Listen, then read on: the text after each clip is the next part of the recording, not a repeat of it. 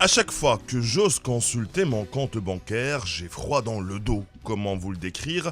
Une angoisse, une paralysie, une hérésie pour mon ami Saïd alias le Tkaïs, qui lui n'a pas froid aux yeux. Au contraire, s'enquérir de l'état de ses finances lui réchauffe le cœur à la vue des dizaines de milliers de dirhams jalousement stockés. Gourou de l'épargne aux dépenses asymétriquement calculées, il ne se considère pas comme un avare, loin de là, chouma, juste un dépensier rationnel dont l'épargne n'est pas le fruit du hasard et souvent le butin d'un régime totalement détox.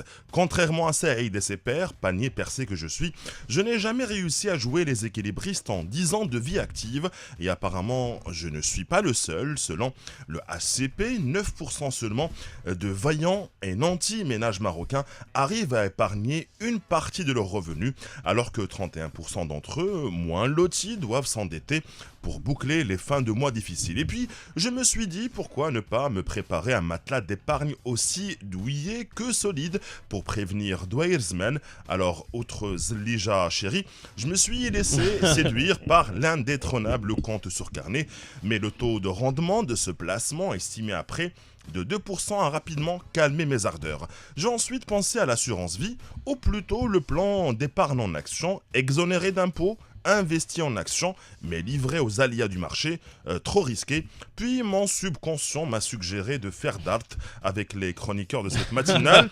Mais entre nous, je me méfie un peu de Rime la nouvelle. Et pour vous parler cash, perdu dans les méandres de mes idées, Saïd alias Tkaïs me suggère une idée aussi saugrenue que tendance, contracter un crédit et stocker le butin bien au chaud pour se donner l'impression d'être à l'abri du besoin, s'appauvrir, le temps de s'enrichir, ça donne à réfléchir. C'est la matinale sur Radio 2M, 7h-9h.